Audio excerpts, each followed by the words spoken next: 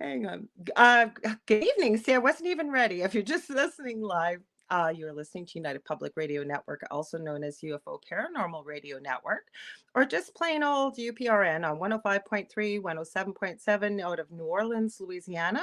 And you're listening to the Angel Rock. I am your host, Laura Lee Potvin, a Canadian clairvoyant medium, crystal Reiki energy healer, Akashic Records practitioner, spiritual teacher, and mentor. And tonight I have an amazing guest. You guys loved her the last time she was on, but before I introduce her, just a few little housekeeping things.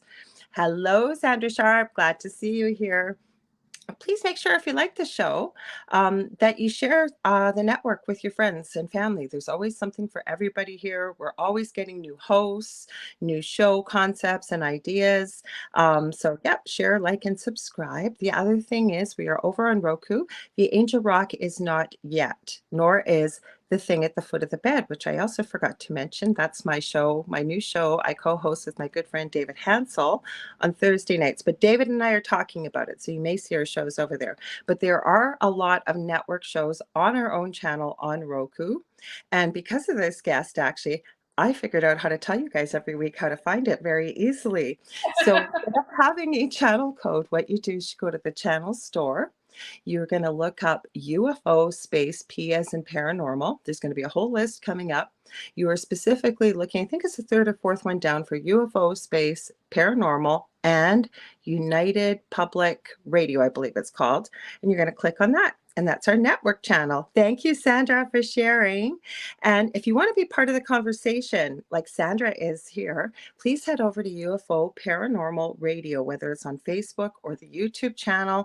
If you're over there, we can see your comments. If you've been to the show, you know I love to have you guys as part of the conversation.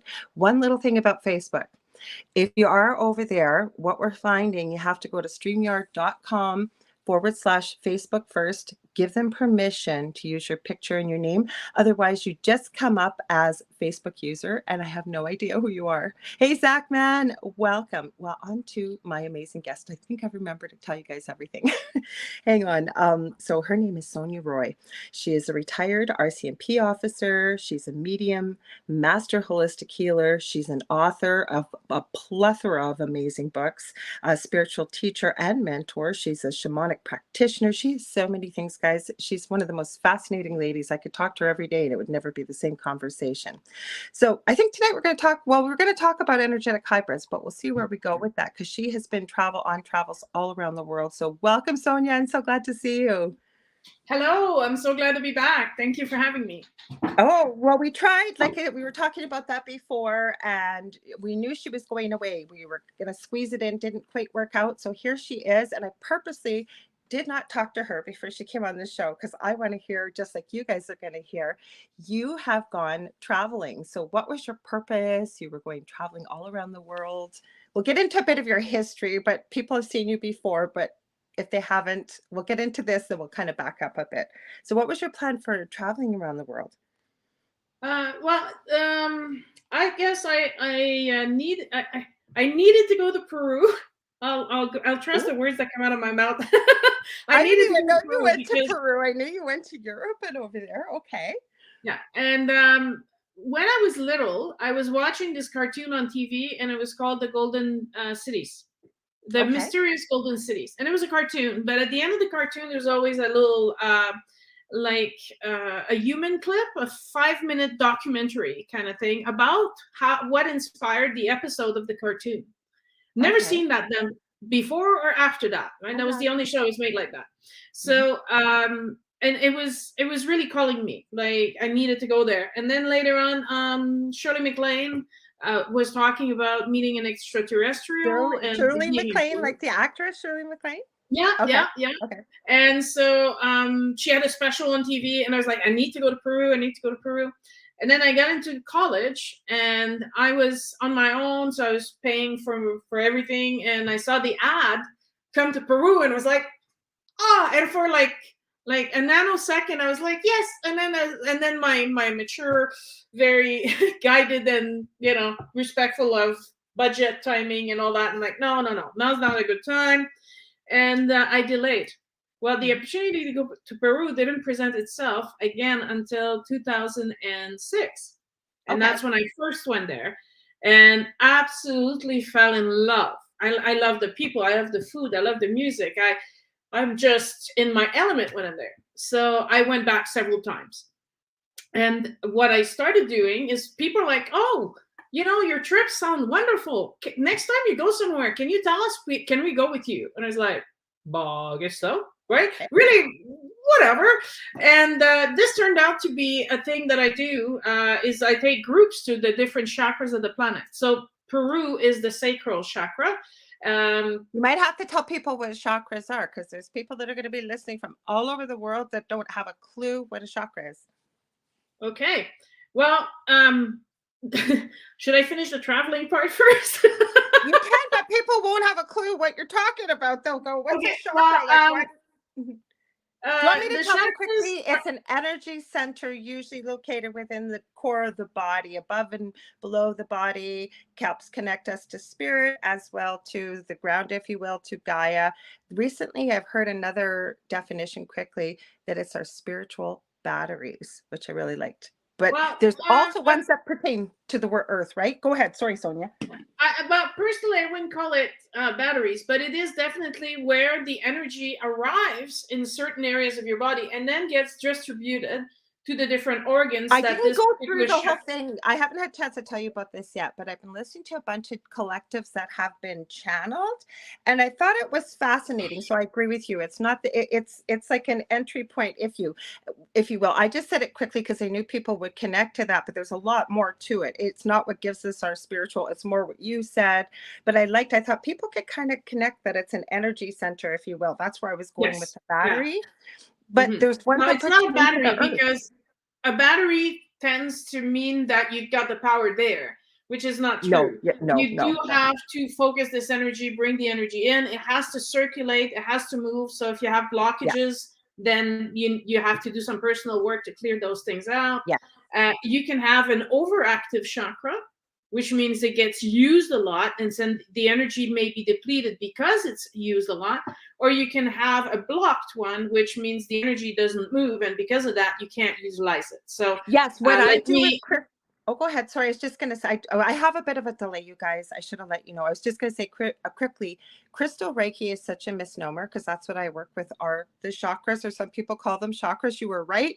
And I usually know for the reason someone is coming to me, and I have to remember to keep my mind clear, because I use a pendulum to check, but I know which one's going to be overactive, which one's going to be underactive, because you can see, right? And it's such a cool system. Sorry, go ahead. You were saying stuff. Well, I wrote 2 books on the chakras, right? So you are when it comes to chakras, everything I do is related to that. So that I work with crystals, I work with the chakras all the time, because why are you working with all these different things? Why are you using Reiki? Why are we using crystal, aromatherapy, and all these other tools? It's to actually amplify the energy that we're receiving. And making the receptacle for this energy bigger, wider, more open, so you have the ability to. That's exactly what you're saying. And like I said, I used the wrong misnomer. I want to say that because that was the whole channeling section. We'll get into it session, because I've been so impressed with listening to these different collectives. Have you ever heard of the Next Level Soul podcast? I found it, I'm not going to say by accident, there's no accidents. This guy used to be a Hollywood director, and he gets into near-death experiences. Maybe I'll have to get you on there, because you're such a I don't know if you'd ever want to talk to me, but you are such a wealth of knowledge and incredible things that you can do. I could totally see. Oh, I'm getting goosebumps too. That I could totally see you on there. I'm getting you off track all on chakras here, because so it's okay. Earth has chakras, and you were going to Peru. Let's put you back there. If we get to talk about hybrids today, you're going to understand why it's okay that we're going there, and I'm always going to bring us back, because I'm a hybrid, and that's part of who I am as a hybrid. So it's all good. But the planet is a conscious being, and per se, it has different location on its body, which is the Earth, that are particularly have affinities with our body chakras. So what I do is I take the groups, let's say to Peru, and while we're there, we're working on the sacral chakra, which is the Chakra is about relationship, about our appetites, about our desires, is about connecting to community. So while we're in Peru, that's what the workshop will be about, right? Mm-hmm. If we're in Mount Shasta, California, we'll work on grounding, family issues, fears, financial, so each of the trips that I've organized all over the world are all linked to a different chakra. I love it. So in February, I went to Europe, and for a different reason this time, a very unique reason. I've been having visions of a past life in Hamburg, Germany, and I'm having visions of. You didn't even tell me that. That's why I said I wasn't going to talk to you before. So, ladies and gentlemen, I'm hearing this for the first time. I'll try and quit talking because I'm getting so excited hearing this. Go ahead. So it first started with 20 years ago. I was running around a corner and I entered a space with a church that just had the steeple left and everything around it was bombed. So I knew it happened in the Second World War. I knew that it was in Germany, and I knew it was in Hamburg. I don't know why.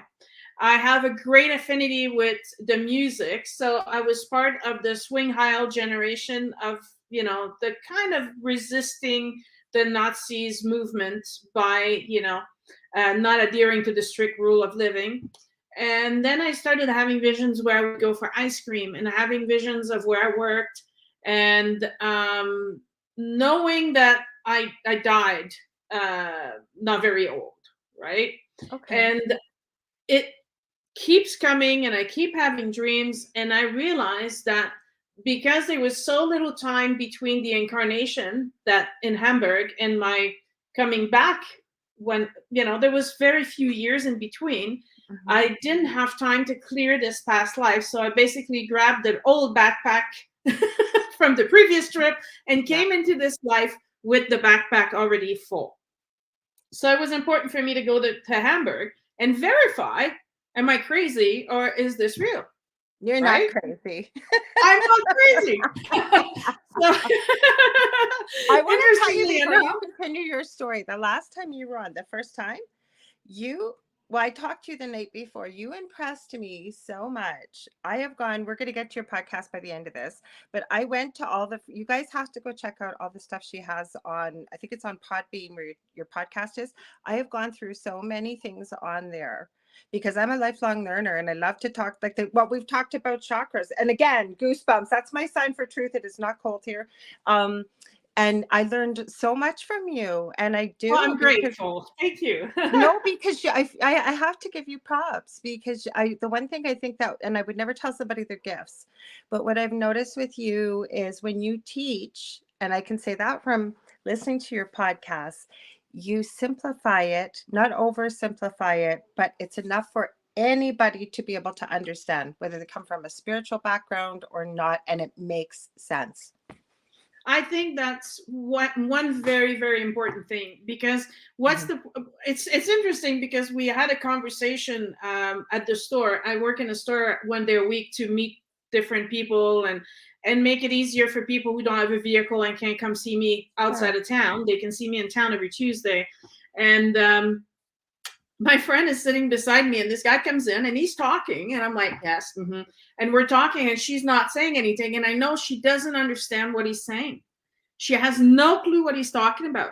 Mm-hmm. So he leaves and I turn to her and she's not stupid, people, right? She's a very intelligent, very, Yeah, but some people get into these very high concepts, not even spiritual, just about anything. And it's like, I have no clue what you're talking about. It's slightly developed their own language. Yes. Right.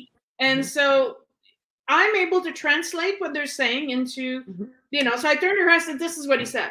And she's like, oh, she's like, well, we know that. I said, I know, you know that, but he was using a different language. So, there was no connection happening. So I'm very conscious of that. So I'm always trying to be extremely careful when I do a presentation or teach a class or do a podcast, that anybody coming into the channel listening is gonna be able to understand what I'm saying, what I'm explaining. Because otherwise, what's the point, right? I'm just talking to what? Fill the room with odd hair. No, right? like, I think it comes from the job that you did. Can you ever imagine this lady? A lot of people don't know what the RCMP is. I forgot to mention Sonia's a fellow Canadian, like I am myself. And it was so funny. We had so many coincidences, similarities, and serendipitous things in our personal lives. And she used to be a Royal Canadian Mounted Police officer. I was going to be one. I almost quit nursing and then I met my first husband. But my whole point is it's hard to imagine you as a police officer, but I have to say, I can see you as one because of like your communication skills, like you said, being able to not oversimplify, but put it into language people can understand. As this turns out, my stand decided to do a little dance here itself. My God, guys, I guess I'm holding it. Sorry. And it's the same thing as a nurse being in the medical field, right? And Yeah. so many people do not think about, like, they don't have a clue what you're talking about with all this medical jargon. Put it in plain English or plain whatever language you're speaking, right? It's a lot less scary. When I was 5 years old, I wanted to become a translator for the UN because I told my mom and my dad, I said, you know, the reason why people are fighting and there's war in the world is because they don't understand each other. And maybe if I can translate and so they can all understand each other, then they will come to a peace place. We'll have peace in this world. And I have an affinity with languages. I speak several languages. So that would have been a great avenue for me. But, you know, time, space, events, blah, blah, blah, drama, and we're here. I'm now doing the same thing, but I'm explaining everything that's on the other side of the veil to the people on earth who need to remember that they're divine beings. So in a way, I am doing the translation work, but for a different purpose. But the point was, at 5 years old, I knew that it was all about how do you communicate. So when I'm talking to someone, I'm like, stop. What is it you're trying to say to me? And they're looking at me. I'm telling you the story. Right. So are you telling me the story to become a victim all over again? Or are you telling me the story because you are tired of being a victim and you want to change? Or are you telling me this story because you've learned something from it and you want to share what you've learned? Right? So what's the purpose of your sharing? What are you trying to say? Someone was talking to me and they started swearing. I said, the swearing is not necessary in our conversation. Because they weren't swearing at me, but they're just swearing because they're angry. And I'm like, we're not going to have this conversation if there's swear words or you're raising your voice or if you're becoming violent with your gesture. So you need to calm down, go for a walk, come sit down, and we'll talk some more. But once you're receptive, not while you're, you know, just throwing stuff. I used to say this to people, and you would have had this, well, we get it in this field too, but also in our previous occupations, that we're not people's verbal punching bags. No. And I think that has to do with anybody that works with other people in a service. But my rule when I was a police officer was I will hear everybody out. I'm not just going to listen to the one that's crying. I'll listen to everybody. But the rule was no swearing. Everybody sit down and no hands or gesture. Wait for your turn. And people would say, okay, as long as I get heard, I can wait 5 minutes. You know, so, and I would talk to everybody and say, okay, well, based on what I'm hearing, this is what's going to happen. And I would explain it rather than going in there and acting like, I don't know, Batman or something. No, but it makes a big difference. I actually had to call the police a couple of weeks ago about something personal. Never call them. And no, I wasn't in any immediate danger or anything like that. The reason I mention it is I actually ended up saying, okay, guys, I appreciate you being here. I appreciate your help. I had a show still to do.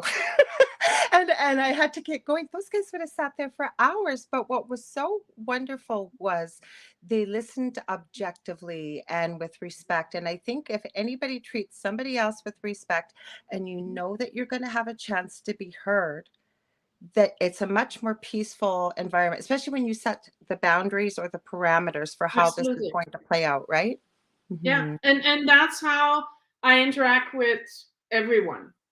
It wasn't just a work thing. It was so my children, when my children were talking, they were being listened to as a full being. I would go down to their eye level and say, okay, what is this exciting thing you have to say to me? Or what's gotten you so scared? Or, and people were like, you're putting a lot of effort into this. I said, but my children know they will be heard. And then they've been heard and they leave.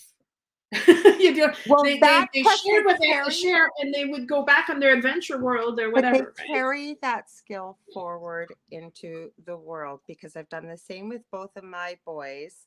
And yeah, it may take a bit more time and it may take a bit more investment, but you're investing in their futures. I think to be able to model and to show, because people used to say to me when my boys were little, oh my God, why do your boys always say please and thank you and I'm sorry and everything else? And I said, like, I could date my children, they'd never say it. And I said, do you ever use please and thank you with your children? What do you mean? I shouldn't have to. If you want your children to be able to carry on with the skill, it just makes sense that if you model, I still ask them to this day, if I'm asking something, please and thank you, like you said, getting down on their level, showing them respect. Yeah, it's not because they're your children that they're all of a sudden your slave or anything, right? My son is 28 years old now, and it's fantastic because we have developed this this communication ability that now he's going through some changes. He wants to start a business and stuff, and he calls me. And then he talks to me, and I'm like, okay, well, this is my opinion based on this, my experience, blah, blah, blah. And I said, but you're also you got a common law, and what does she think about this? Because if there's going to be a sacrifice, both of you are going to have to pay. Right? So is she okay with this? Is she prepared for this? He says, of course, mother. And I'm like, well, I don't know, but I think it's important, right? This isn't just, even though it's your business, it's not just about you. The both of you need to be together on this. And so, I'm smiling because I've had the same conversation with my eldest.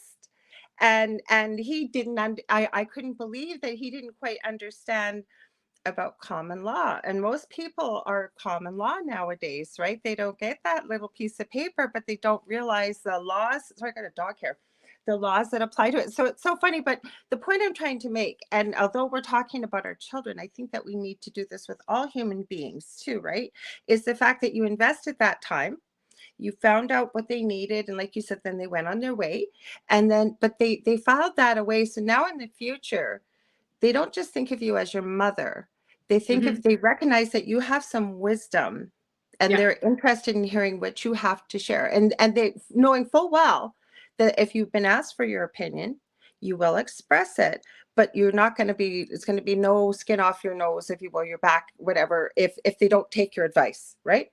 That's what I always tell them. I said, I don't want you to talk to me because I want you to do what I'm saying you should do. I just want you to talk to me to get the benefit of my experience. And then, being able to get two sides of the coin. You're young, you're excited, you want to take risks. That's great. But at the same time, and I explained to him how I grew, right? I'm an international speaker, books, writing, blah, blah, blah. But I took it one step at a time. I said, it takes a while, but I'm steady on my feet. There's my foundation is solid. So I can keep growing. But, you got to start somewhere. So, yeah. We were talking. And I agree with Zachman there. He says respect is more powerful than fear. And I totally agree with that. I think it's more important. And also when, that it's a friend or my children, when they actually do something that is worth, like my daughter recently, she's in university and she's done some steps to make sure she's going to graduate on time. She's got all her credits, and I'm like, wonderful. And, I'm praising her, acknowledging that what we think, well, yeah, she should be doing that. Yeah, well, she wasn't, and now she is. So there's been growth there. And it's important to make them realize, look how much you've grown.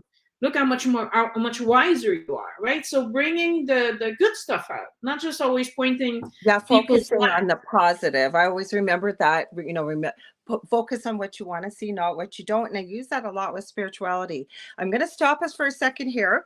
The owner of our network, I'm not quite sure why he wants to pop in here. So Joe, I'm popping you in. He said, can I pop in? Hey, can you hear me okay? I Yes. can, Joe. This is Sonia Roy. She's a fellow Sonia, Canadian like I am, author, used to be a police officer. Now she goes all around the world teaching and all kinds of amazing things with well, good for spirituality. you. Anybody who's out trying to change the world is already a friend of mine. Yeah. I like it. No, I just stopping by. I don't usually do this. I'm going to be stopping at all the shows, and you'll get a little promo on this in a day or so. Okay. So we're giving away a free trip to Los Angeles for the Writers of the Future contest. Oh So my all the gosh. station knows I'll be out there for a week, 7 or 8 days, working press and hanging out and chit chatting with all the judges because they're really Joe plus is all here. the women. Yay. So it's gonna be going on. John and Emily will join me Wednesday on my regular show at 6 p.m. So there'll be more details about that. But we're gonna do a little promo for that. We'll also be discussing the podcast awards because 6 shows got nominated. One of your shows might have got nominated. I don't know yet. I've seen 4 of the shows that got nominated. One of yours might have got nominated. So keep your fingers crossed. One of mine? Yeah, one of yours. Because some of the shows that got last year didn't make it, but some other shows made it. So we'll see. I'll let you know. That would be super exciting. That would be the first year. This is a big thing for our network with Writers of the Future, right, Joe? Like you usually go down there and do press and stuff at the awards. Well, I go work Writers of the Future because I go to the big gala event with all the Hollywood movie stars and generals and shit. It's a lot of fun. I work press He comes back with all kinds of stories. Oh yeah, and I do a lot of press work when I'm down there because the president of Galaxy Press is a friend of mine. He's actually on our network, John Goodwin, and that's how I got to meet him. And the first time I ever met him, he was telling me all these big awards, and they give away this money, and they pay for your whole week down there, and they fly you from wherever you are. Well, so yeah. Okay, so how do they go for this prize? How do they get? I don't know. We won't know till Wednesday. You got to come check it out. Y'all gonna get a little promo on it. And that's to go down there. The podcast awards is something different. That's the People's Choice Podcast Awards. Okay. So we got 6 shows in this year. For the usuals, which just aggravates me because we never win still. But there's 4 new ones or 2 new ones that made it in this year that I haven't heard about yet. And I heard one of them was an earlier Monday show, so I know it's not John's because he is already in. So that only leaves you in Horsefly. That's well, it. I would be just as happy for Horsefly if it was them. I love them. They weren't even on our network. The 2-hour shows. I'm gonna tell you the truth. The 2-hour shows tend to have a better chance than the 1-hour shows. 1-hour shows win sometimes, but usually it's the 2-hour shows because they contain so much more information and data. Right. They tend to have a better. So is this UFO Undercover, Joe, on Wednesday? Yeah, it's actually going to be labeled news on the flip side on Wednesday, but it's where UFO Undercover would be. Okay, so 6 p.m. Central? Yeah, 6 p.m. Central time, so y'all can stop in. We're going to give all the information out about it. They're going to fly you out there on their expense. They're going to pay. They're going to put you up at the Lowe's Hotel on Hollywood Boulevard. So have a good time, enjoy yourself, and I don't know who's going to win. You need a +1. Yeah, I think you do get a plus. That's going to be one of the questions, but I thought he said that today. When he called me to tell me about it, I thought he did that. So we got some other big things coming up. We gave all them lightsabers away for Christmas. Oh my God. You gave what? We gave away $21,000 in lightsabers for Christmas. How come I didn't hear about this? What do you mean? I was giving. I was giving. Well, no, because you wouldn't have qualified anyway. If you're on the network, you can't get one. I used to talk to Joe every Monday when my show was late, and we had an hour between my show and the next show because Joe used to do all the producing because Joe owns the network. Joe has many great shows on the network. I always give you a plug out here, Joe, at the beginning and sometime in the middle. So Zach says I'll be rooting for all you guys. Well, we need them to vote too, don't we, Joe? We need to vote. Whoever shows up, you need to get them to vote. So last year, 5 million people voted, and all of our shows made it to round 2. A bunch of us made it to runner-up or whatever the hell they call it, whatever they want to give you a trophy for. I told them, I said, I'm not that social. I don't need the trophy. I want the one to win. It says first place. I don't want that damn trophy. Anyway, I'm sorry. But anyway, I just wanted to tell you that right quick. I'll be bugging all the hosts for the next couple of days. So everybody knows. Are you coming on Thursday too, or will we know more by Thursday? We'll know tomorrow. What's tomorrow? Wednesday, we'll know everything. Okay. Well, we may know before that. I may talk to John before then. But anyway, I'll let y'all get back. Y'all sound like you had a good conversation. And I hate to break into a good. She's amazing. I just love having her on. So we're eventually getting to hybrids. I want to talk all about them. So. Well, I'll probably y'all be good, guys. All right, Joe. Thanks. Throw me out. Okay, I'm throwing you out. Hang on. See you later. I never get how I knew he was there because we have a private. The stupid thing! I'm telling you, there's a private chat for hosts, and I never use it. And I see this red mark. I'm going, who said? I don't think you would have sent me a private message. I look at it was Joe. So you guys, that's exciting. Oh, look, we got Australia here. We got Michelle Pratt, got Zach. We got Robin from Halfern Paranormal in the UK. We got, oh, you guys go ahead and throw where you're from too, in case I miss where you guys are from. So welcome, guys. Anyways, where were we? We were talking about our kids and amazingness. Yeah, well, we diverted, but we should go back to Hamburg. Okay. Yes. This is what happens with Sonia and I, and we like it. You should see the conversation when we're not on the air. You were in Hamburg. You were feeling this like a past life, you said, sort of thing, right? Well, I went there to verify, am I crazy or am I not? And so on the first day, I had some friends in Germany that took me around the city, and we went around the corner, and there it is. The church with a bit of a wall left and the steeple, and they never rebuilt it. They actually made the church a memoir to all the lives that were lost during the 1943 bombing. Are you kidding me? So you had this vision of this, oh my God. I'm standing there and I'm feeling waves of energy passing through me, like connecting this life and this life, and I'm going, that I'm holding back the tears because the people I'm with are I'm not getting tears, and I whatsoever. don't know why. I'm not a crier, and as you said that, like I feel like I'm gonna cry. It's so. It was incredible. extremely emotional, but I'm like, this is it. Mine is the rubble, right? But they and if they had rebuilt the church, I wouldn't have recognized it, you know.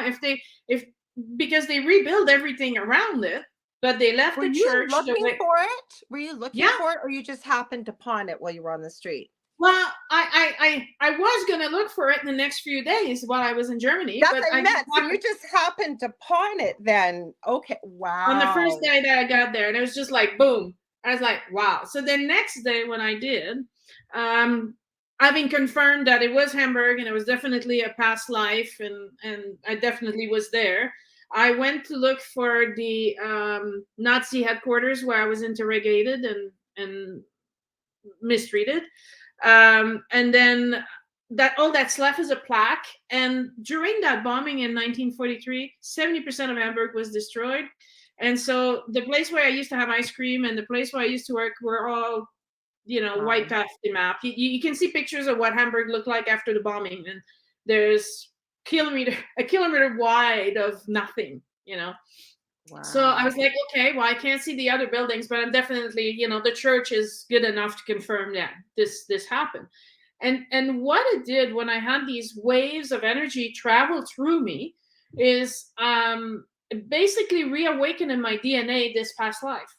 So now I'm used to traveling alone. I've traveled all over the world for many, many years, never been afraid to get outside my hotel room, never were afraid to go explore.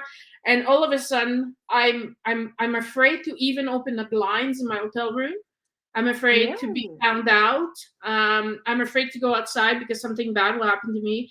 I'm very confused. I don't know. It was so not me. So it reactivated the DNA that you said, like you were already carrying in your backpack that you brought into this lifetime. So it wasn't you, right? Well, it was me, but in that past life, not me today. And so I didn't need to go explore Hamburg because I wasn't there to be a tourist. I was there to do work. So I spent the next 5 days in my room doing energy clearing, clearing the emotions that were stuck from this past life and the trauma that I've went through. I cleared all of it, and I cleaned the backpack. So it was. And this does happen to me a lot.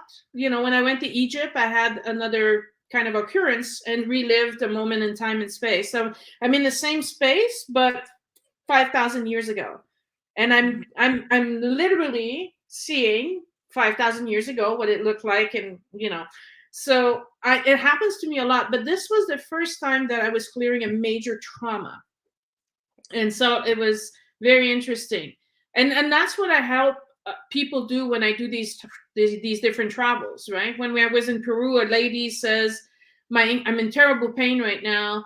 I can't walk. I don't know what's going on, but it just happens as I step here. So then I worked with her to clear the past life that she had there, right?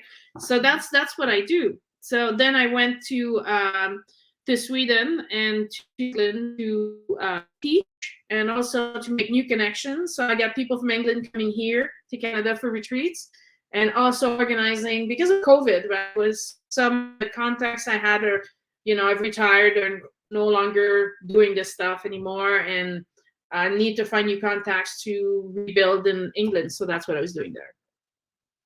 So I was going to add, we've got Susan here. She said, oh, cool, you were a cop. And she says, I've used my abilities with the police department too. Well, she didn't use her abilities. She was a police officer, because I've been thinking while you're talking, I'm thinking, oh my God, with the RCMP, did they know you had all these abilities? Because I'm sure, or would they have been open even to using your abilities? Well, I am a graduate psychologist, right? So RCMP, we were using a lot of my knowledge in that sense. But I was working with Aboriginal communities, doing a restorative justice program. I was also working with people with Alzheimer's and autistic people for, building a registry for for both of them. So when a police officer encounters these people who voluntarily registered to this registry, at least the police officer can be told autistic. So, showing the different reaction is not him being unresponsive or him resisting. It's about the fact that they're autistic. You need to approach it differently. So I did a lot of, in the end, I was a corporal and helping the people integrating work from trauma, PTSD. And so I've always been, although doing the police work, I've always been, doing that community work, that community aspect was very, very much present. No, what I was thinking, though, I already know without even asking you, I'm sure you're an incredible remote viewer. There's all kinds of things. You know what I'm saying? Like the abilities you have. Yes, I'm talking about, yes, your psychology abilities. That's amazing. We need that. And I find it so hard for people to understand. Let's talk about, say, autism, because it's a spectrum. And they always say when you've met one person with autism, you've really only met one person with autism. But when you're a parent of a child with autism, then yeah, you can see it. Not all the time, but you can usually see there's a few classical type things. And that would be hard for someone that doesn't work around, say, autism. So I'm glad you were an advocate in that way. But I met your psychic and mediumship abilities, what they could have done with that, I'm sure. Well, I did find a missing person that no one could find. And that's what I was thinking. So you did find a missing person? Yeah. Okay, let's get back to Hamburg. I'm going to say hi to Shannon quickly. She's here. Glad to see you here, Shannon. Shannon's a nurse. Thursday night now with our show. She has a whole little gang. She works at one of the hospitals here that has elderly people. And one night she was listening, I'll say this quickly, and because she shared it with me and she said I could share it. And one person was up and they said, what are you doing? Because she works evenings. So she has her iPad out while she's doing paperwork, and they started listening. And now she has a whole gang of them. They all get around the Old Time Almost Radio with the podcast to listen. Cool. That's nice. Yeah, I thought it was cool too. So you were in Hamburg, you did all this clearing and healing. And then what? So did you feel like kind of it was time to move on, or like to go to the next place? But it's important because I was not just carrying the karma of this life, but I'm also carrying the karma of this past life. So in a way, the best way I can explain this is if you know that everybody in your family has diabetes, the chances are that you will most likely develop this if you're not careful. In the same way, you're carrying this karma. This karma is inside of you. It's attracting things to react with this karma so you can resolve your karma. And there are things that, people should ask themselves, why is there a pattern in my life? Why does this keep happening to me? Why does this keep repeating? Or where does this come from, right? I've dedicated my whole life to clearing my own personal karma, but of the things I remember, I remember this, I remember that, so I've been working on all these things, but there's still stuff that needs clearing. I'm like, where is it from? And it's actually from past lives. So I need, that's where I'm at.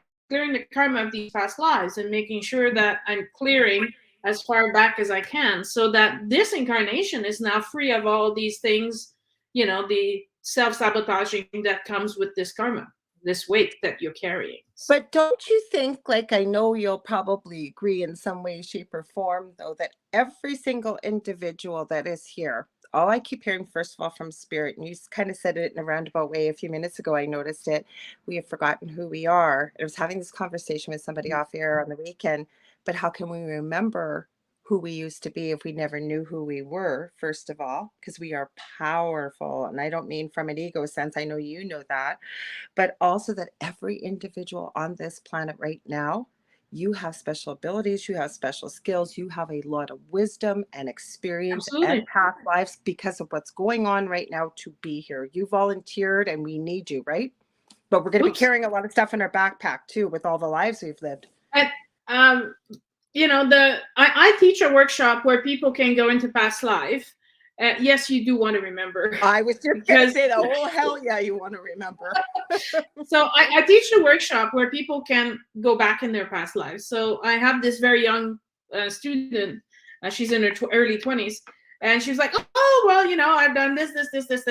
I'm like, and I'm finding this hard to believe that she's done the work, because you need time to extrapolate each of these lives and understand each of these lives and reintegrate the missing parts and the missing bits. And so I said, you did? Oh, she's like, no, I just go and I just watch the movie and I see what I've done. Right.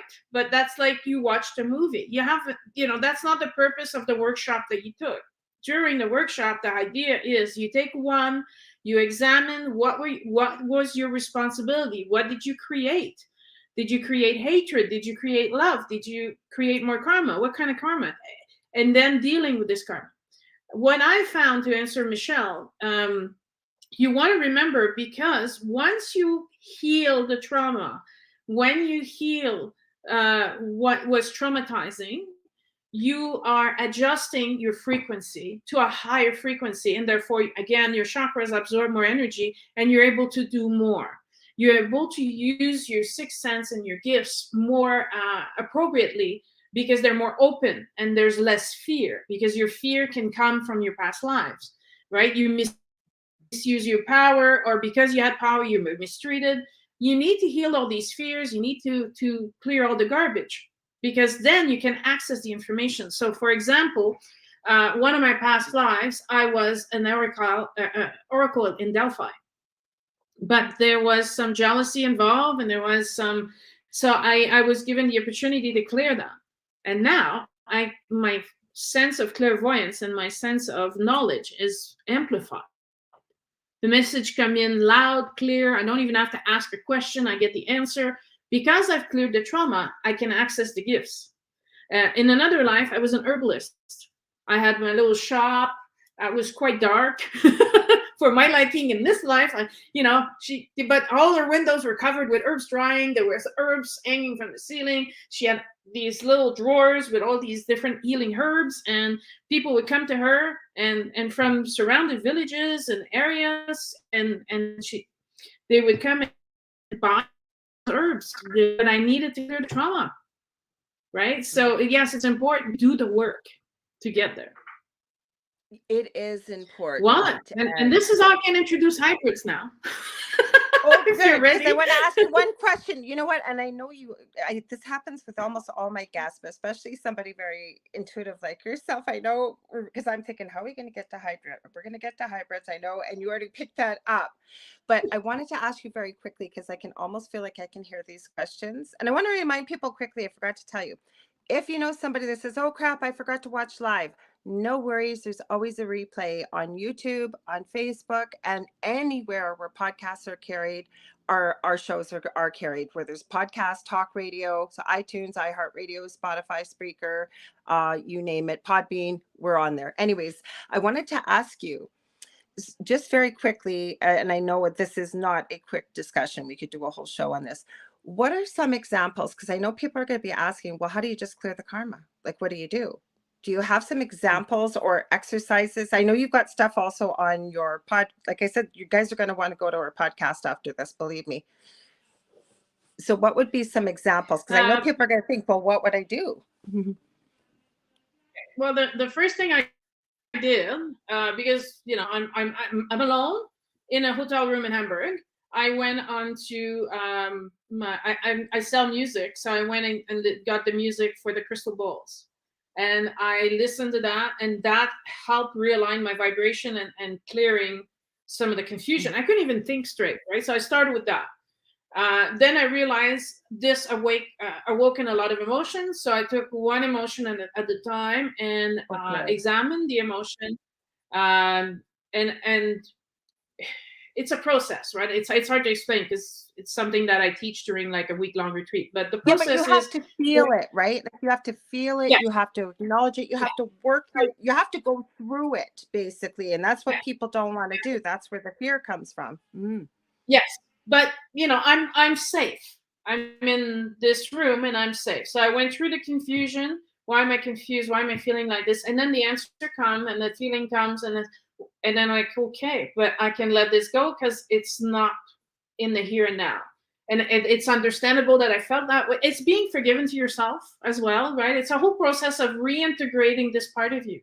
It's all you. It's all your soul, right? But it was a very traumatic life. And so it kind of got pushed aside because I don't want to deal with that. It's yucky. And taking the time to deal with it. It took like 3 or 4 days. It's not a quick process. And that's all I did. I went out of my room to have breakfast, went and grabbed stuff to eat in my room for lunch, and would go out, take some takeout at night, go back to my room, and I would spend like, all my waking hours just going through, clearing the emotions, understanding the lessons. What did I have to learn from all that?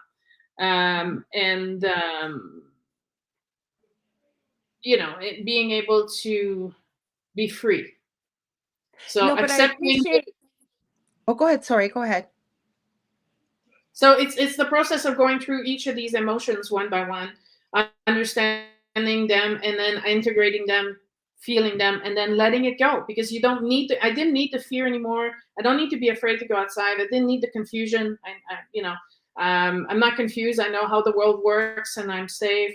Knowing that I'm safe, accepting that there was a time where yes, I was fearful, and it was rightfully so, but don't need that anymore. So each and integrating the fact that now in this moment, I don't need this in my backpack anymore. So taking one at a time, emptying the backpack, making sure it's empty.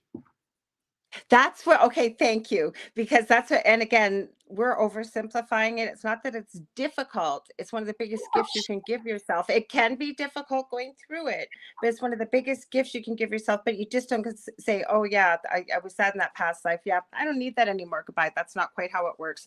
You have to check out maybe one of our workshops. But let's get into hybrids. We've been talking for an hour now. I'm super excited. So what is a hybrid in your mind? Okay, so a hybrid is, there's different types of hybrids. There's earth hybrids. There's human cousins. So you have the beings that are completely not human. You have the beings that are part of the development of humans, but not necessarily what we are today. And then you have the outside of the planet hybrids. And so the idea is the original hybrids came from outer space. So we're talking about the Pleiadians and the other, well-known planet that affected the development of Earth. In my book, iDragon, I explain, I've remembered a meeting. I was with my soulmate, and he's acting a little weird. I'm like, what's going on? He says, oh, look, the counselor's coming to see us. And I was like, why is the counselor here? But not in the counselor in the sense of therapy, but a counselor in this almost like mayor kind of thing. Mm-hmm. And he comes in and he's like, well, there's this wonderful new project and we're hoping you'd like to participate. And I'm like, feels like a trap to me.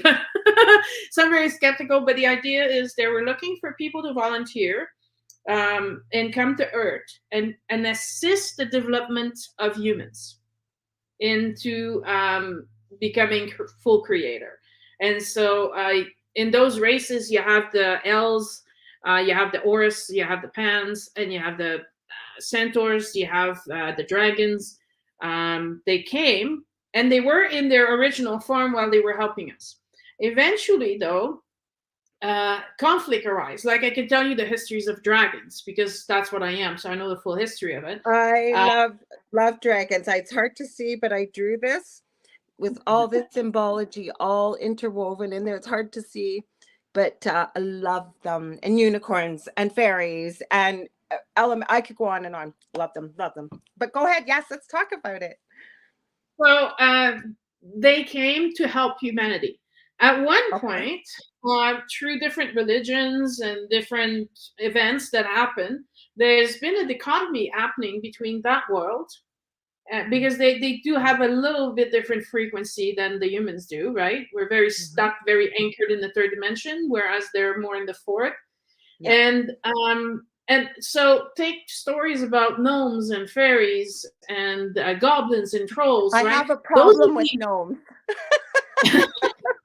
I'm serious. Like every holiday, like the ones that are so popular, that's my big joke to people that see stuff I make.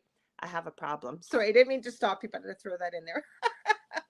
Well, they're not what we see, though, right? Like gnomes. Sorry, I didn't mean to stop you, but gnomes are like what we're seeing in cute little artwork. But go ahead. I promise I won't interrupt again. So those are the earth hybrids, right? So what happened is that these, because they're earthbound, they're called elementals. These elementals, in order to evolve, needed to evolve along with humanity.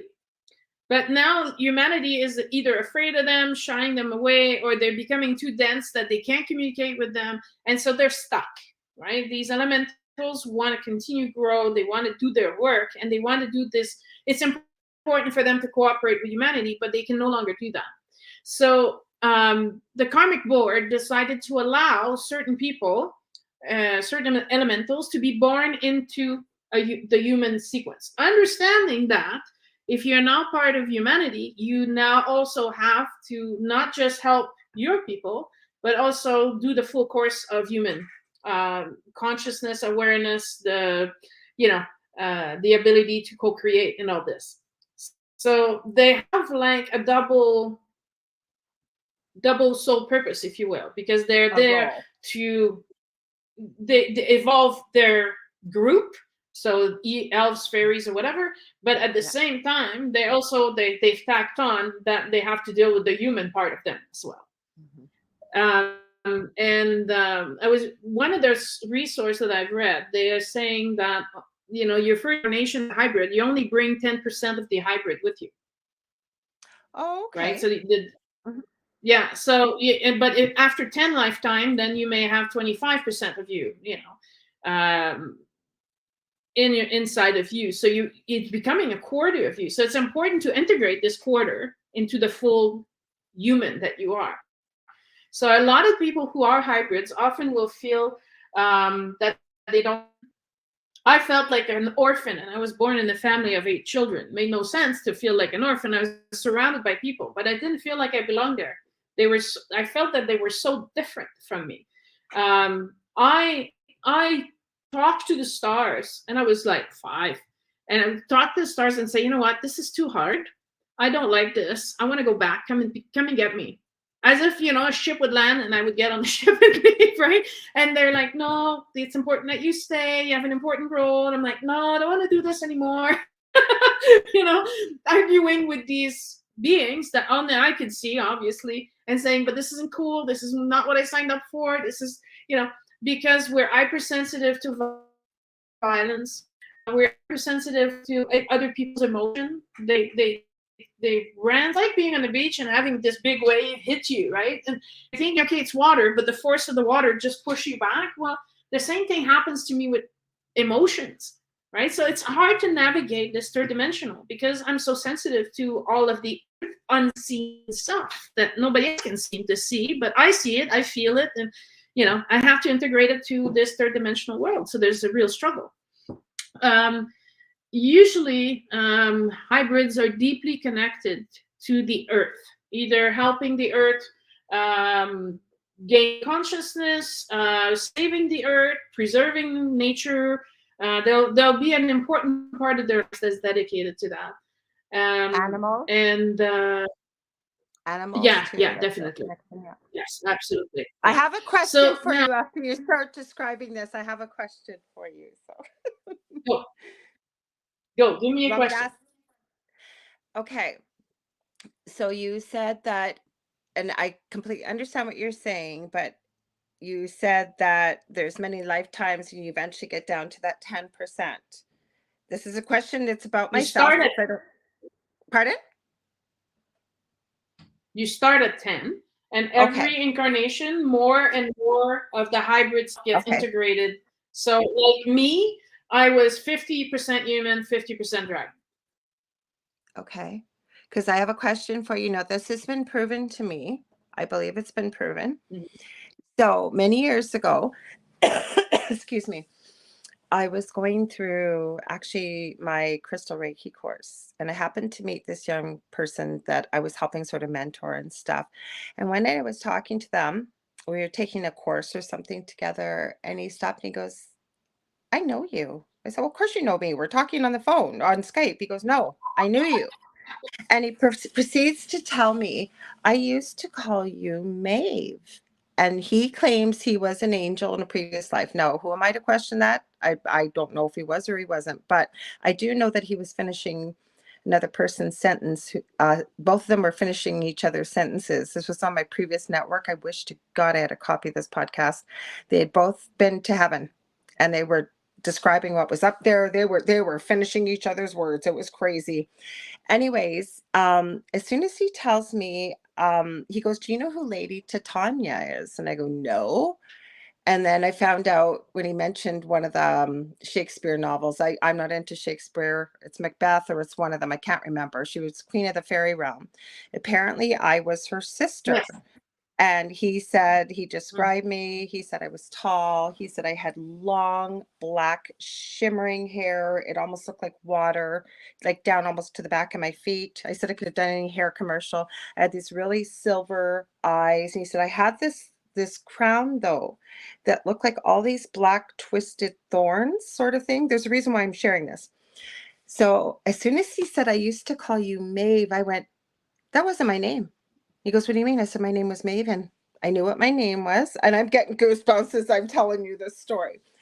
So we talk about this, and I'm pondering it. And I do like to draw, but I don't draw very often. All of a sudden, I sit down with a piece of paper and I start to draw, and I draw the most beautiful. I could see it. I saw the drawing. She needs some work. But as I drew it, and I for some reason, Mother Mary was coming through when I was doing this. I never worked with her either. But anyways, it didn't take very long, but it was the most beautiful, almost like a Pegasus unicorn. And I knew her name. She wasn't my pet. She was my equal, or we worked together in the lifetime I was in Maven. Okay, so all this That's stuff happened. Then when I go a couple weeks later to do my attunement for my crystal Reiki, I remember my mentor saying, I'm going to meet you in a meditation. To all the students, I will know if you're not there. So I had my appointment. It was a Friday night, 7 o'clock. What do I do? And I never do this. I fall asleep. I never do this. And I wake up 40 minutes later and I message her going, oh my gosh, I fell asleep. I'm so sorry. And she said, no worries. When you do it, it'll be when you're meant to do it. But she said, I recorded the session. So 5 days later, I'm sitting down to go do the attunement. I take my hair and I pile it all back up like this. I don't usually wear it like that. I'm thinking, what am I going to sit on? Oh, I just bought this white unicorn fluffy blanket. I'll put that out. I'm sitting on it. I am listening to this meditation. Remember, this was recorded 5 days before. I see you sitting there and you have your hair all tied up kind of at the nape of your neck. I don't think I've ever seen you with your hair like that. I still have the recording. She says, and you're sitting on something. It's white. It's fluffy. I'm not quite sure what it is. And then she starts going through the attunement with all the symbols. And when she gets to the 7-pointed star, her exact words are, I don't know what it is about your higher self, but it just grabbed that star and you slapped it right where your third eye is. Then she starts to describe what the student I was working with, what I look like with this long black hair, with the crown of thorns, with the whole thing. Afterwards, she says, I didn't even know I had this figurine. She goes, this is who you reminded me of. And she grabs, I still have the picture of the fairy realm. So what does that mean? Does it mean maybe I was part hybrid? I don't know. I'm so connected with them too. So what it means, this, by the way, it's an elf. Pardon? Right? It's a royal elf. That's a royal elf. Mhm. All right. And that means that you definitely existed as an elf, and then eventually you entered the human evolution to help your group of elves to grow and expand in consciousness, and different, I would say, different breeds or different types of hybrids have different goals. Like angels are coming to Earth to learn free will, where as opposed to dragon, we came as teachers and holder of wisdom. But anyway, there's different literature out there. I Some could people have been think that evil. I could have been evil in this lifetime. As myself in that previous lifetime, I was neither good nor bad, but I was very judgmental. So if I felt that you behaved badly, I would definitely dole out retribution. Like I was not the good sister, but I was not evil. This lifetime, I've been told this by many people. And before I woke to my guests, people would just contact me, say things.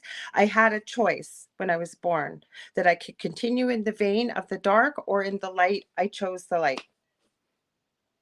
I don't know. well, Strange. the I thought thing I'd is share it. that yeah, no, the royal elves have a certain quality about them that Mhm. they're royalty, so they expect a certain treatment, and they have certain behaviors. So when you enter, this follows you, but you're no longer a royal elf. You're just a regular human. You know what I mean? I'm So just break. that being a hybrid, you already start with the challenge of whatever being you were before. So realizing that you're a hybrid is important So because as it a explains so dragon much. for yourself, as a dragon for yourself, if you don't mind sharing. Okay, so for me as a drag, first of all, the funny anecdotes, because people like those. When I was 20, I was driving and I had this massive dragon following me everywhere. But you could, it's a lot like the Mulan dragon, in the cartoon. He's big and she's like, well, you don't fit. And he's like, it's okay, I'm portable size. And he becomes like this little lizard, right? Yeah. Well, Yeah. this dragon, when I got the car, just loved it because he would hang on to the car and he would drive like a dog, with on the highway. I'm like, dude, get inside the car. What are you doing? And, no one can see I'm afraid. But it's more like, I can see him, and I'm like, you're huge. You're gonna affect the car. I'm feeling really nervous. Like, get in the car now. So that's why my biography could be almost people are like, that's not true, is it? I'm like, no, every word in that book is true, I swear. I just never tell people because people think I'm insane, right? Yeah. And that was when I was 20. I wouldn't tell anybody this. Now I don't care anymore. But I always felt there was a huge part of me missing. I always felt something missing. Now, of course, you see all these movies in Hollywood and you get programmed by TV, and then you realize that, oh, well, I need a boyfriend, I need a husband, that's what I need, that's my other half. Oh, that's not it at all, right? Now, tried that, flunk at it. And then that's when I went to Peru. I went to Peru in 2006, and that's where I started finding answers, right? And I went back to do complete my shamanic training. And part of my training was to reintegrate the dragon inside of me. So I'm no longer, he was no longer beside me. He always me actually. That was it. Whenever we talk, he would say actually. I'm like, I wonder when I'm going to be at least a teen dragon. I was a hatchling for like 20 years, but I hatched during that ceremony, and we became one. So I integrated the dragon inside of me, the power this dragon has. The ability to know, and the knowing is fascinating, which comes from the dragon lineage, right? Right. So I was able to go through the process of this reintegration. So now I'm helping, and of course, I'm a hybrid, so I track a lot of hybrids. And I'm helping people reintegrate this hybrid self fully conscious, that working together. So it doesn't matter if you're only a hybrid at 10% or 50%. Whatever that percentage is, if it's outside of you, it needs to be reintegrated so that you're living a full life as a full being. Because you are these two things. So they need to be reintegrated. They need to be working as one. So I have a question. Oh, go ahead. I'll let you finish. I have a bit of a delay, guys. I keep rearranging it. I don't know if it's a concrete in the building or what. I have a Wi-Fi extender of everything, but I do have a question for you. But if you want to finish your thought, because it'll probably take a bit of an answer to this question. No, that's it. Go ahead. Okay. Ask your question. Okay, so I always know that there's Photoshop, that there's deep fakes, and there's stuff. But I believe I have been seeing, not that frequently, but I have seen some photos of what I believe the physical dragons, as well as definitely, because I have another friend, she's in the US. I tried to get a hold of her and have her back on. She's been a few times on, and she's written about mermaids and werewolves and what have you, but she really looks at fairies and things like that. And she had never heard of this. I sent her a whole bunch of video clips, and she just about fell off her chair when she saw it, that we seem to be seeing like gnomes, dwarves, fairies on camera. So what is that? Like, are they making their presence known to help with integration, or what's your thoughts on that? I think that as the earth is about to shift in a higher frequency, in a higher dimension, it's this higher frequency of the earth that allows them to manifest in the third dimension, because the vibrations are higher, so they don't need as much of an effort to show themselves anymore. Because that's what happened, right? The Dark Ages, the vibration of the earth dropped, and they lived in fear, and it was a terrible time to live. And that's when most of the disconnection happened. And now, as we're after the Renaissance and after all these other things that took place, and especially the 2012 portals that open and all this extra energy that's coming in, the earth, human people's awareness and consciousness, and raising their own vibration and trying to find peace solution instead of war all the time. They're common people meditating, and not just monks and higher up people in church or different religion. Now it's the more layman people are trying to do these things. We're all raising the frequency. And so now the frequency being again higher, then they can start manifesting and showing themselves. In one of the retreats that I do, we start the week with figuring out, because obviously I'm a dragon, so I can call dragons to come. And I just associate a teacher dragon protector to each of the students during the retreat. And the people, I've been doing this for a long time, and they'll say, I saw my dragon in meditation this weekend, and he told me this, and that. So they have the same rules as angels and other beings. They can't interfere because you have free will, right? We come as hybrids to learn free will, because like angels, for example, angels have a set amount of orders to accomplish. They don't question it. The order came from God, and God said, this is what your role is. And they're like, okay. And they just perform. They don't need sleep. They 24/7, they're on all the time, and they do their job.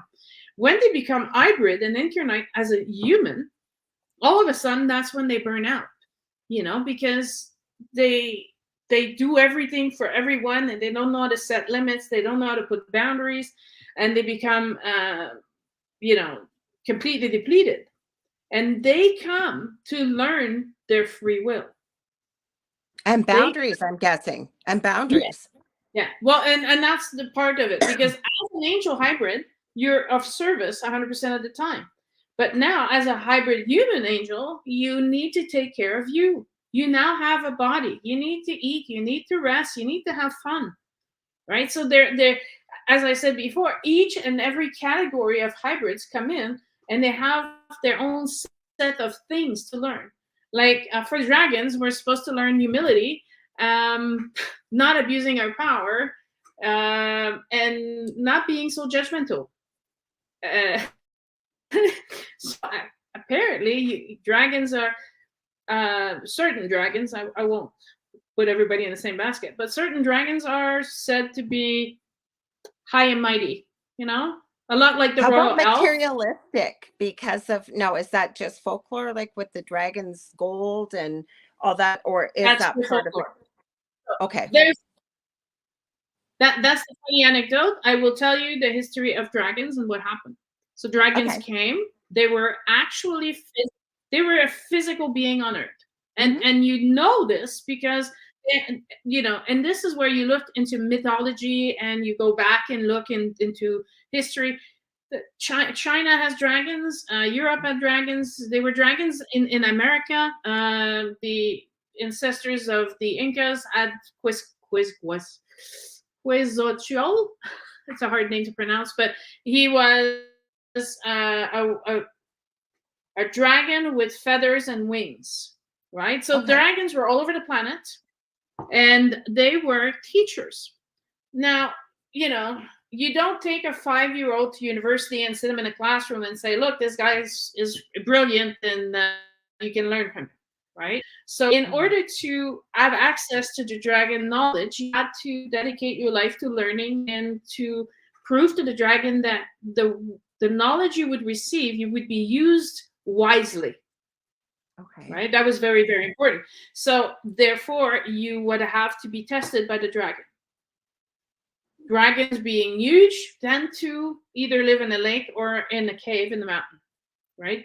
And so they would then issue the appropriate student a crystal. A crystal that would, because back then we would draw a connection with the consciousness of the crystal to ourselves and be able to read the information withheld in the crystal. And your crystal was like a library of knowledge, right? So you had to reach a certain level in your knowing to be able to access the crystal's knowledge and then use it. Now, if we go back to Atlantis, it's the misuse of their knowledge that created weapons and instrumentation that destroyed themselves. And so the dragons were the keeper, trying to judge a human on their learning, intention, emotion, and the work that they've done to make sure that if they had this knowledge, they wouldn't be misused. And one person got turned away. This dragon judged this student insufficient. There was too much greed and too much hatred inside of him. And the dragon said, "No, go back, clear your stuff, and then we'll try again later." Well, this individual started spreading the stories that dragons were hoarding masses of treasures, and they were greedy, and they were sleeping on gold and crystals, which technically they were the keeper of the crystals, but they weren't hoarding them. They were just keeping them safe until they could be given to the right individual. They were giving And them so, out responsibly, right? Like just when you're exactly, ready, like you said, yeah. You're not going to give a driver's exactly. license to a 2-year-old, right? Like you got to Right? be able to do So, the in the same preparation sense, and Mhm. exactly. And you know, you need to pass a written test to get your driver's license. You need to Mhm. drive a drive test, and Yeah. then because it's a huge responsibility. You know, it includes Yeah. you can kill someone. So Mhm. in the same way, the knowledge that was being transferred could be misused. So they were the keeper of that. But they, you know, so they weren't hoarding treasures or anything, but then this person was spreading this message and was encouraging people to go and kill dragons, improve their courage, and then get the treasures. And so the dragons then started being hunted in the Europe area, where in Asia they were still being respected. And so the dragons withdrew from interacting with humans as much, and eventually decided to either enter the human evolution to continue helping them, or remain in the ethereal form where they can help from there when people are ready to communicate with them. So it helps kind of differentiating who's ready and who's not. So I entered the human evolution to try and help bring the knowledge and teach humanity these important things about themselves that they forgot. So I wanted to ask you, and again, we don't have to get into a ton of detail, but so how do we incorporate dragon with a human, did they actually procreate with humans, or it was just decided that you incarnate and then the spirit joins with a human as an infant, or like how did that happen? Or like, royal elves or whatever it may be as elementals or hybrids, how does it happen? Great question. That's a You fun. see how my mind works? Like I get these crazy questions that just come to me. I gotta know. Before I do any podcasts, I like to prepare some materials, just because if we're gonna touch on that, then I can have, I'm ready, right? So I spend the whole day meditating and I know and how much breathing down. work you do. I know how much work you do. And for me, I just say to spirit before we go on, I say, okay, spirit, where are we going with this? And away we go. Let's jump in. Okay, so for certain species, they were mating with humans, and that's how they created those hybrids. So, for example, the ELs, and it's in. I just thought it was funny because Superman's name is Kal-El. Yeah, Kal-El. El, Yeah, right? So Kal-El. it's the same Els as Superman. They came to Earth fully conscious. And so they were considered the demigods or gods, Osiris, Isis, Thoth, and all these guys. Yeah. So they came in as elves. And when you read about the history, they were saying that they were intermarrying brothers and sisters. They wouldn't marry outside. That's because they were marrying within their elves. They weren't mixing up the human blood, but eventually they did. That created hybrids. The other one is Horus in the Egyptian mythology is the body of a human and a head of a hawk, is part of the race of the bird nation. So for the Native Americans, it would have been the thunderbird or the raven for the west coast of Canada and United States.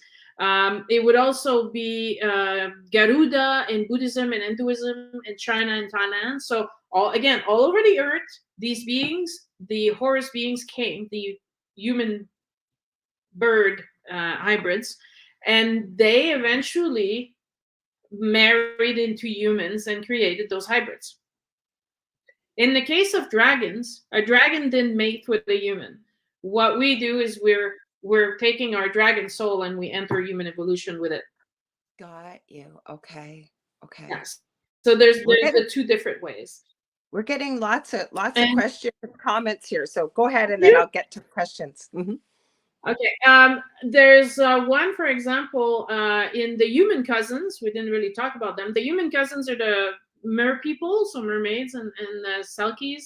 The underground, like the Telosians, who were beings that lived in Lemuria. And when Lemuria was destroyed, they escaped and they hid in underground. Under Machu Picchu, there's an entire city there underground. And the beings that are living undergrounds are called Hyperboreans. And they procreated with humans, which created the giants hybrids. Oh, I'm hearing all kinds of things about giants. I could talk about giants all night long, but go ahead. Well, and then people are like, well, giants. And like, well, if you look at yes, they do. And if you look in history, in the Bible, there's Goliath, right? So this in the historical record of these people, they're saying giants existed. In Irish folklore, giants were predominant. In Tibet, they're the Yetis. Right? So okay, but I'm going to stop you there for 1 sec. I'm going to stop you there for 1 sec. A guy in Canada. Now, some people are calling fake. I'm not calling this fake. Pardon? Not Sasquatch. No. So this guy is over on the West Coast, apparently, and I'll send you some of the video on it. I think we talked about it last week, actually. I did a show on my own. And he's filming a mountain with his friends. I didn't say what mountain. And all of a sudden, you can see something two-legged, and he is far away, like super far away. And he's going, you guys, look at that. That thing's going to be massive, way bigger than a Sasquatch, way bigger. Anyways, and I've been seeing video clips around the world like this coming out, plus a couple stories, one from the Gulf War. Anyways, as the story goes, this guy was fascinated. He went back, didn't see the guy standing there, but he seen something silvery in the sky. Wasn't sure what that was. So he decided he was going to drive up the mountain, and he got stopped by some type of authority within Canadian, wasn't military, wasn't quite police, but he got stopped. And he said, well, isn't this a public road? Because he did film this. And the guy said, no, you need to turn around. So I know there was more to this story because I followed it, but I guess he went back a couple days later to film it. There was a big building where the giant had been that he caught on camera. Anyways, long story short, he went all the way, tried to get up there again at night, got caught, didn't get all the way there, came back, and all of a sudden, you're laughing about this, right? Have you heard this story? Okay, then tell me what you think about it for people, because he's supposedly not alive anymore. I have seen stuff from that. I don't know if it's true or not. I'm just putting a story out there, but you're laughing, so you know about it. So what happened? Hi, Amanda. We're not doing readings right now, but go ahead. So, okay, so you know this story. So what did you find out, or what did you pick up from Spirit about it? Was it a giant? Was it Sasquatch? Was it fake? What did you find? They're real. So Oh, I know they're real. I don't know exactly. Now, I didn't see this particular video, so I can't tell you if that one's real or fake. All I can say with 100% certainty is that all of these beings are real. They exist. Well, that's just some of them. They're showing themselves. They're showing themselves now. Yes. Like this. Yeah, that's what I'm saying. Yeah. And they are starting to interact with the people that are ready to gain what they have to share. Okay. So they won't say, and it's the same thing that with my own personal power. If someone comes to me and say, prove that you can do this, I'm like, I have nothing to prove to you. And if you're not happy, just leave. I was just going to say that. I don't have to prove anything to you. If you want to believe in it, believe in it. Same as hearing about dragons. I have heard about dragons for years.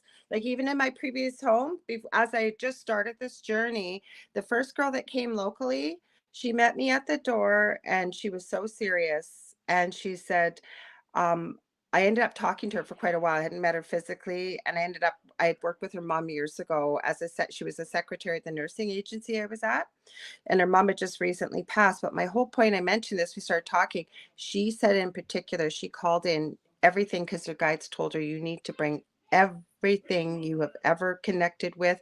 You were in for the fight of your life. And she was talking about all the dragons she had brought in to help support her. So it doesn't sound strange to me, but exactly to the point you said, we got nothing to prove to anybody. Either believe it or you don't. Yeah. And so I what I do is I don't try to convince anyone. I just provide the information. You call me crazy if you want, but I've seen it. I go to the other side all the time. So I talk from experience. I don't just imagine things, right? It's not just books that I've read. It's everything that I've experienced as well. You guys have no idea the amount of books this woman reads. I am not kidding. It's a good thing I like to read, right? Like, I'm not kidding. Like, we're talking like a stack of books. She is so learned. And you guys I love all my guests. You guys know I do, but you don't hear me go on and on like this. Like, I'm not kidding. And I don't know everything. I will never profess to know it. And I love to learn from other people.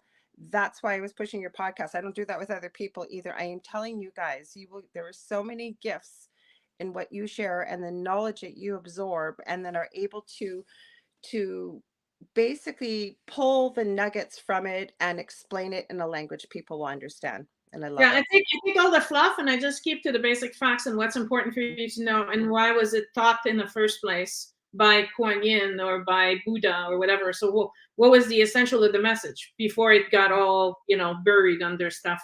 But one of your person on YouTube said Lemuria.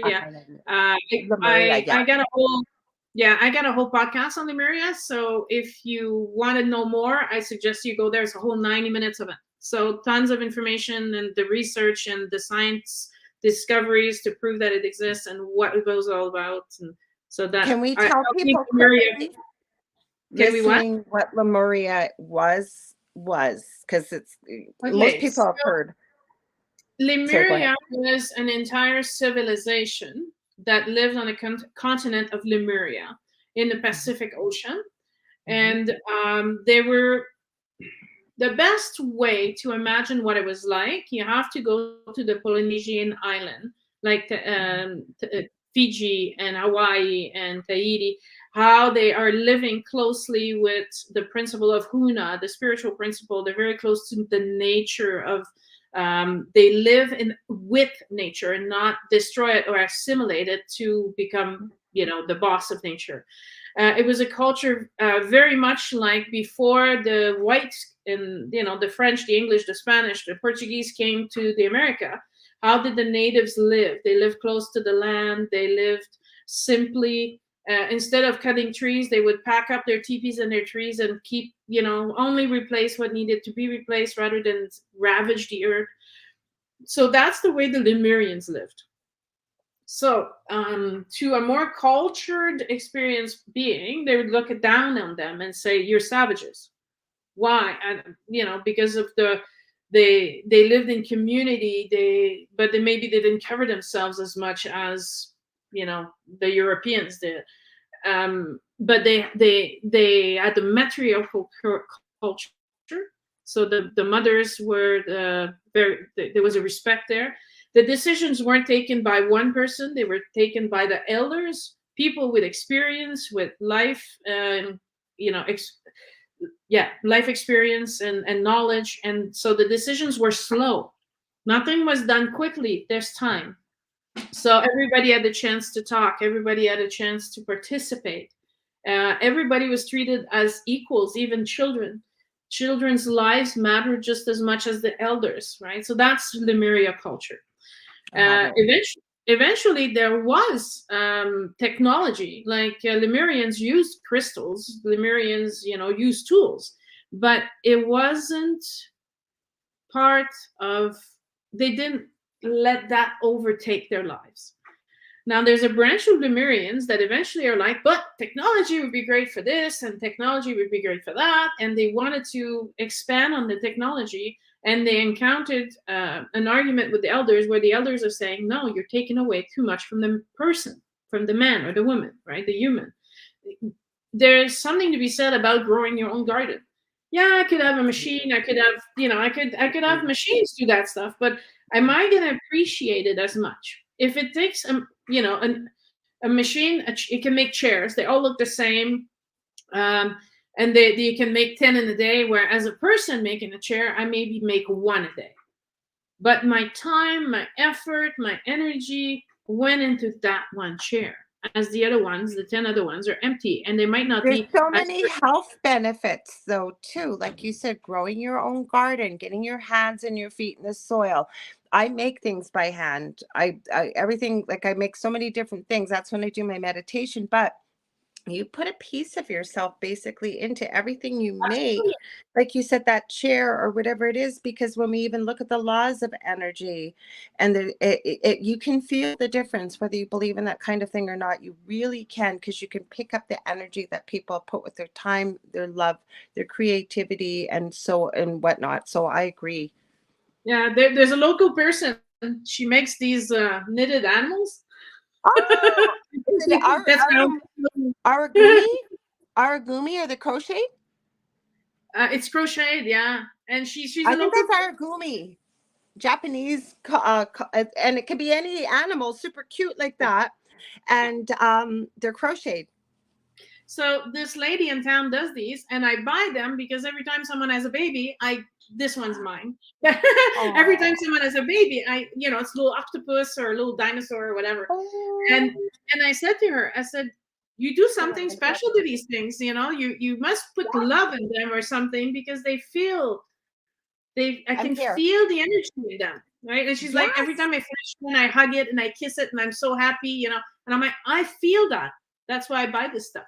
So, I still buy stuffies, and now Dell, I make gnomes. I told you I have a problem. And I don't know if you've met Dell, but he's got long hair, and everybody thinks he's like a super druggy rocker or something. He's not, but he likes rock music. So when I made the gnome, and when he was doing his podcast on here, he would call it his co-host. He called it You. I said, why didn't you call it you? He says, like, hey, you. But what it looks like, it's got long hair. It was made from a sock. It's not a doll. And it's got like legs, and it's got like little rocker boots, and it's got flame pants. It's got like a little chain belt. It's got like a slash top hat, like from Guns N' Roses. But the gnome actually looks like something from ZZ Top, for those of you that know who ZZ Top is. The long Cool. hair and the beard, even the little glasses. I found those at Halloween one year, and when you look a certain way, they look like they got little cute little skulls in them. So he looks like a whole doll, but he's not. But the energy it holds, right? Exactly. Absolutely.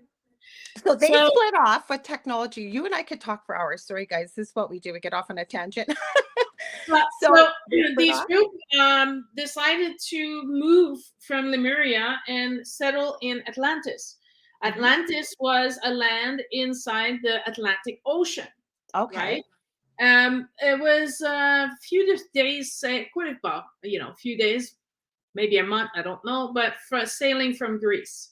So they had interaction with them, and they were sharing technology with people to, in their mind, they were being helpful. However, Right. it's the same thing as the dragons, right? We wouldn't issue a crystal until you were ready. These people weren't ready for the tools they were given and started misusing their tools as weapons, and that created chaos. Eventually, Lemuria decided to get involved to tell Atlantis, see what you're doing, you have to stop. You have to let them evolve at their own pace, and you need to develop patience, and you need to, it'll take the time it'll take. It takes them 5 lifetimes. It's not your problem. It's their evolution. You cannot interfere. And so they kind of went to war with each other. However, Lemuria is more of a pacifist. It goes with the name pacifist. They're non-violent, and they were destroyed. And so the land sunk in the ocean. It was an extremely traumatic time. So all the souls that were on Lemuria at the time suffered a great trauma. So they have to overcome this trauma. Atlantis went on, and until about, I would say, 12,000 before Jesus, before Christ. And then they were trying to tap the energy of the center core of the earth, and they went too far, and they were destroyed. They destroyed themselves, and they sunk into the ocean. Now, in the Aztec tradition, there were 2 major floods that destroyed civilization all over the earth. Most civilization all over the planet will have a flood story. But when the stories get very, very, very old and become myth and legend, sometimes things they're like, oh, well, it was one flood. But the Aztecs, with their records and their ability to keep track of their history better than oral history in other places, they said that the first period was ruled by giants. And this, if you match it with the Greek world, that would be the Titans. Then the Titans were the... Okay. Right, this is what I like to do. For anybody who didn't listen to my podcast, this is what I like to do. I like to take one and then link it to all the other civilization to show you that it was a world event. So if it's all over the planet and everybody shares the same story, it's because it's true. It's impossible that a poet in Greece created this story and an Aztec created this story, and it's about the same time and about the same things. And the possibility of this happening is impossible, right? So it's spread from very far past to us because it was true, and so people kept retelling the story because it was a massive event. So the giants were killed, or some of them went under the earth, underground, yeah, underground, right? And then that created room for us to have a new civilization grow, right? A new world order, if you will. And that one was destroyed by but there's a time, and this was destroyed by hurricanes and floods. Again, the Aztec have this story, the Hopi have that story, the Bible has a story of a flood, the Hinduism, the histories they all have a flood. It happened. And it was incredibly big, that to the point where it affected the entire planet. And that's the sinking of the continent. That's the sinking of Atlantis into the ocean. The only ones that have the 2 stories of floods is the Aztecs. Most likely because the Aztecs have survivors from Lemuria and that immigrated to South America and therefore kept the records of that first flood. But when Atlantis went down, which was like 15,000 years later, then created another massive flood that affected the entire planet. Until the tectonic plates reset themselves, until, you know, the water settles in lakes and stuff like that. Like in Peru, there's an area where there was an ocean on top and there was a cavern, and the ocean water went inside the cavern. They're now slowly extracting this ocean that's trapped inside that mountain to collect salt from the water. So they've dug like these little craters over an entire valley, and they're letting the water drip, and they let the water evaporate, and then you get quality crystal salts that you can use for healing or heating and stuff. So there was at one point on top of the mountains, the mountain range in Peru, an ocean that dripped into this mountain, right? So that corroborates that the fact that the water level of the ocean went really, really, really high up. And after that, there was destruction by fire. Now, the Hopi talk destruction by fire, the Aztecs talk about it, and the Jewish people talk about Sodom and Gomorrah. Where I was thinking about that, Sodom and Gomorrah. Yeah. Mm-hmm. So the God got angry and they tried to destroy these 2 cities with fire, you know, basically volcanic rock, you know, spewing all over the place. So it would be massive eruptions of volcano all over the earth that created all these, you know, this fire and brimstone that destroyed massive part of the earth. What people may not know is when there's all this volcano smoke and ashes go into the air, what it does is that it covers the earth with ashes in the air, which prevents the sun rays from going in, and then the temperature of the earth drops. All to the point if there's a lot, so if there's a lot of tectonic activity and a lot of volcano activity, that's when the ice age is created. A massive drop in the temperature creates almost instant freeze, right? So well, we saw that in Iceland, like a mini tiny version when they had their volcano erupt, right? You couldn't fly. There was like, it was bad, right? Yeah, exactly. And then there was the Hopi talk about the destruction by ice. So there was a massive freeze over, which we know, you know, if you study geology and if you read a little bit of history, you know, there was an ice age for real. They found a mammoth that was frozen with food undigested in the stomach. So the freeze happened very quickly. And I was like, well, how quick could it happen?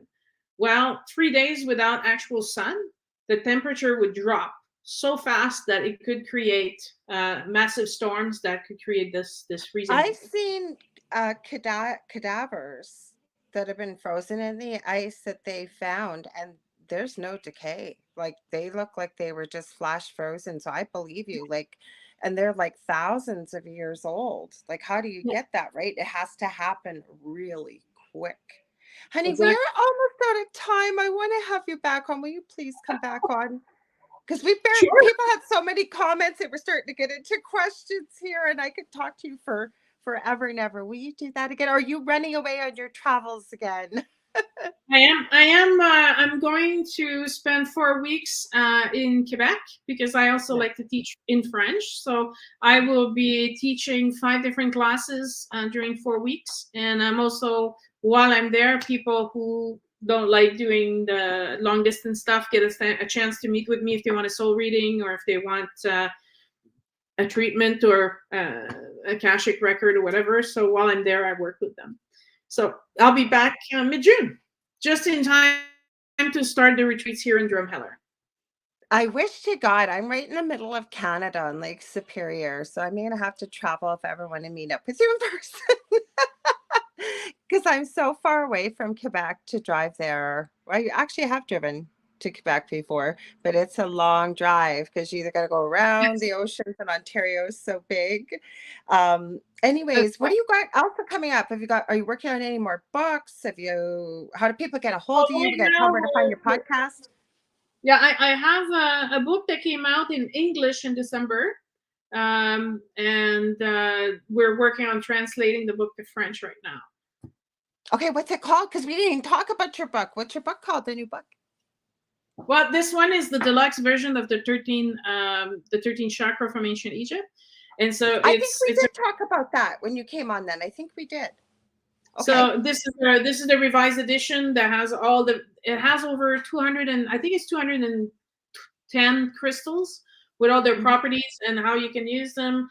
We have the yoga position for each of the chakra, the mudras, the hands position to create frequency. So even if you're old, if you're sick, if you're handicapped, as long as you can move your fingers in different position, you can do this. It helps raise the frequency in the different chakras.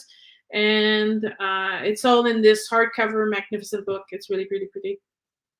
It is. I almost used that cover. I made this background up for when you were going to come on, and we had that little rescheduling to today because I was going to use the one because I have the background from the book on the other one, and but I knew we were going to talk hybrids and elementals. So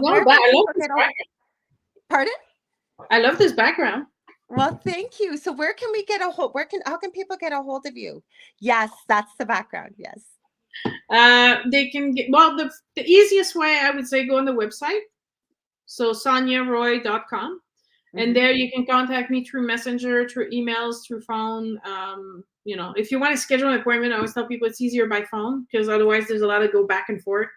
Yes. But I'm easy. I'm fairly easy to get a hold of. You may have to wait. Your podcast, you're gonna tell people. I'm telling you guys, it'll be well worth your time to go there and spend some time there. Downloading everything. The easiest way to find all the videos that I do is from the website. It's on the main page at the top. You can select Facebook, you can select YouTube, or you can just go to Podbean and watch the podcast. What's the name of it again? You just go by your name, don't you, Sonia Roy? Yeah, Sonia Roy. Yeah, I try to keep it simple now. I don't have to overthinking things too much. That's the best way to do it. So Michelle Pratt, last comment here, says you're closer than I am, and she's in Australia. That's why she said versus me ever connecting with you in person. yes, you're right. But so I work in. I think you're closer to me in Drumheller, Alberta, than you, or you're halfway. You're halfway between me being in Drumheller or me being in Quebec. So either way. Absolutely right. Absolutely right. So I want to thank you for being here. I want to thank everybody for being here. Now, if you tuned in late, please tune in 6 p.m. Central, 7 p.m. Eastern, Wednesday night. It's going to be under the name of Writers of the Future. It's usually UFO Undercover with Joe Montaldo, the owner of the network. He's going to have Emily and John, who also do a podcast on the network of Writers of the Future. They have the big writing awards coming up. I think it's in October, if I remember correctly. We are giving away a trip to Los Angeles that you will be able to attend. I think he said mostly almost all expenses paid, didn't he? If you heard him right, Sonia? Yeah, that's what I thought. He'll be releasing all the details Wednesday night. He popped on here quickly, so make sure you tune in so you can find out how, and he'll also be popping into many of the other hosts and shows on. Speaking of that, don't forget to stay tuned for good friends of mine, Julia and Philip Syracuse, right after here. They have the Horsefly Chronicles, and I believe Trish Moe is on after them. Her and I are talking about doing some stuff together too, so you'll see us on each other's shows. Also, if you want to get a hold of me, you can get a hold of me on facebook.com/The Angel Rock. You want to book a reading, I do mentoring, I do energy healing, crystal Reiki, things, all kinds of things like that. I have 2 groups on Facebook, Paranormal University for many paranormal things, and for the Angel Rocker Tribe, many of the things Sonia and I talked about tonight. I'm passionate about all these things. I love talking about these things. So don't forget also, please tune in Thursday night, 7 p.m. to 9 p.m. Eastern Standard Time with my amazing co-host, David Hansel, with The Thing at the Foot of the Bed. You guys know we're going to be coming up with something unexplainable, strange, unusual, could be spooky. I did see your comments there. I believe it was Amanda. That's where you may want to pop in. We gave away a reading there, the unpredictable, predictable reading. And we got so busy and so tied up with all the comments you guys were talking about. We forgot a reading last week. So we will be doing 2 this Thursday night. So you want to tune in. I love you guys so much. We will see you next week. I'm trying to remember who I have on. And I'll also tell you, I've had Lorian Fenton on here. I'm going to be joining her on her podcast. I'm not sure what network she's on, but it's at 8 p.m. right when I end. So I might be ducking out a minute or two early and bring you guys quickly over to see us over there to talk about things like that. UFOs, secret, where she got the secret super soldier program. She does all kinds of interesting things. Anyway, Sonia, you know what? I actually knew someone that was in that program. do you? Mm-hmm. Ooh, I might have to connect you with Lori, and you'd love her. She's so awesome. Anyways, thank you, Sonia, so much. You guys know I'm going to have her back on probably in June because we got always something to talk about. Anyways, make sure you check out all of Sonia's links. Don't forget about the trip. Send you guys all so much love, light, and I'll say good morning, good afternoon, or good evening, wherever you might be, and we'll see you Thursday.